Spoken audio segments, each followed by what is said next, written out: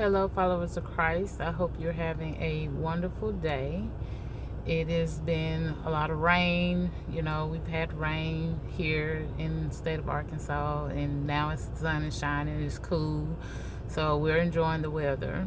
But just because it's pretty outside, our life can be a little complicated, and we're going through storms in our everyday life. But that's okay because God still got us, and we're going to keep praying through it.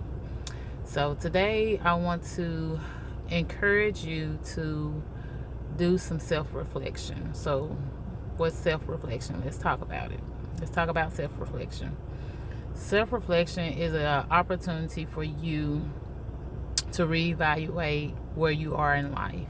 Not just your situation, but your overall. Are you still in the midst of God's plan? Are you still holding true to your true identity, or your goals, your expectations that you have for yourself that God has set for you?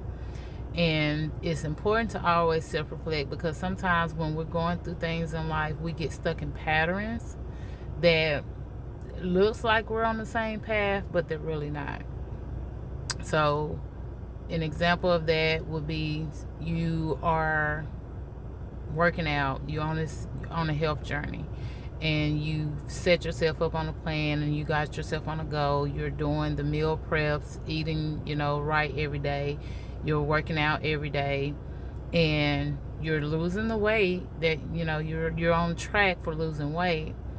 But are you really healthy?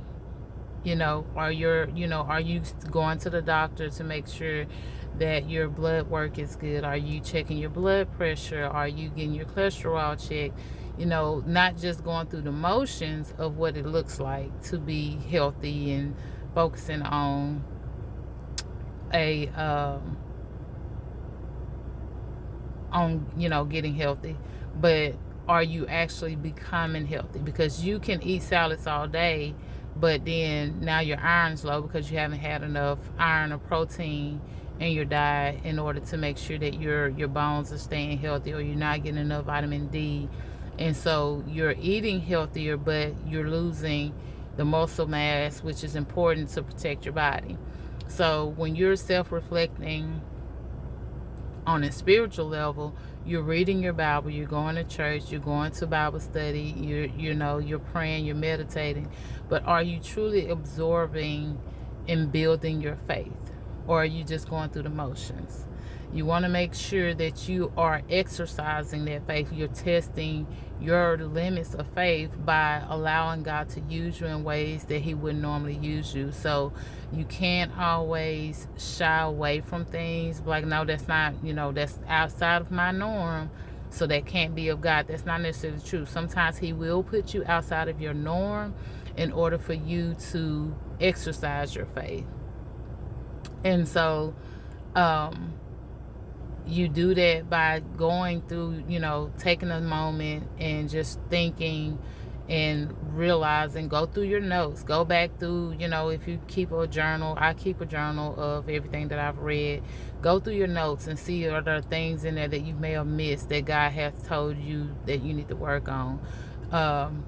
When you do your prayer, make sure it's not I call it auto prayer, where you are saying basically the same thing every time. Are you truly seeking in your heart what it is God is needing you to pray for in order for Him to bless you in your life? Are you doing things, are you covering yourself? Are you covering your family? Have you reached out to family to kind of see, is there areas in their life that you're supposed to be helping them in or not helping them in? So it just helps you to build your Christianity. It helps you to build your bond with God. And it's like, it's one of those things. It's like, you have that friend that you call every morning and you talk on the phone every day, and it's the same conversation, but it's not the same conversation. But then there are moments where you and that friend get together, y'all actually meet up at the end of the month, or once a year, or every few months, when y'all meet because there's got to be growth there, right? So you meet up so that you can really have a bonding experience versus just a conversation every day just to check in. So you have your check-in moments, but then you also have those moments where you build bonding experiences with Christ, and that's where self-reflection comes in. That you want to make sure that you are actually connecting with God. So you can, there's so many ways to do that. Getting involved with your church, um, getting involved with yourself, stepping outside your comfort zone by, volunteering, going out and doing things that you would normally do, but also they make you feel good about doing them.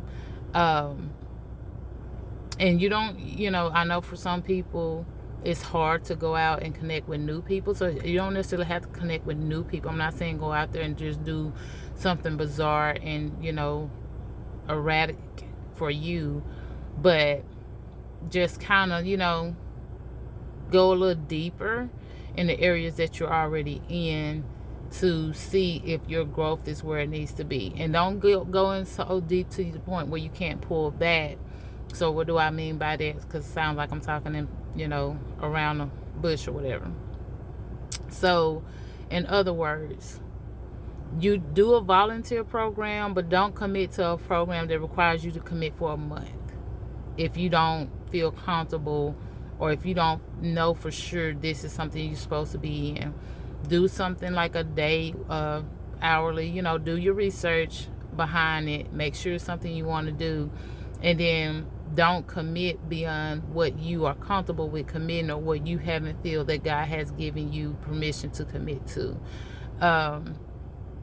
Go into another church. Instead of going to another church, see if your church has some evening programs that you can attend to kind of really absorb, a new level of worship for Him. If you go to Wednesday night Bible study class or whatever, ask questions, talk to your instructors and your teachers, your guides, and see what they have. If there's things that are going on in the church that you don't know about that you may be interested in for the time being, those type of things. And then you will know if you are in a position to where your growth with your relationship with God has grown, because once you start moving in that direction and you start participating and engaging in those activities, you will start seeing a part of you that you didn't know exists before. Your faith is an amazing thing. It's like a flower. It blooms, it grows, it can also wither away, but it also comes back. It has its seasons where it's stronger in certain areas than you are in other areas. So just make yourself available to be able to exercise that faith and see if it's grown, or if you've moved forward past that level that you've been at the whole time. And I know you're like, dang man, I'm just now getting to the point of peace, and now you're telling me to go disrupt my peace and my routine. Well, our God is a God, a never changing God, but He also is a God that moves with evolution. So you want to make sure, if you are in a position of being complacent, then you are most likely are stagnant. You're stalling out on your growth. So you want to be constantly growing, constantly building, and putting yourself in a position to be closer to God. It's hard. It's not hard to explain, but the understanding comes when the act happens. So once you start acting on that, you'll be able to see the difference in your growth. Like for me, there are certain things that I used to do all the time, and I used to do it a certain way, and then the outcome would be, I'm like, dang it, I did the same thing again. So now when I feel like I'm about to do the same thing, I have this nudge in me that says otherwise. So I'm able to take back and readdress that issue. So that's all I have for you right now. But y'all stay prayed up, do some self reflection, see where God has taken you, see where your strength is, see where your growth is, and then celebrate that.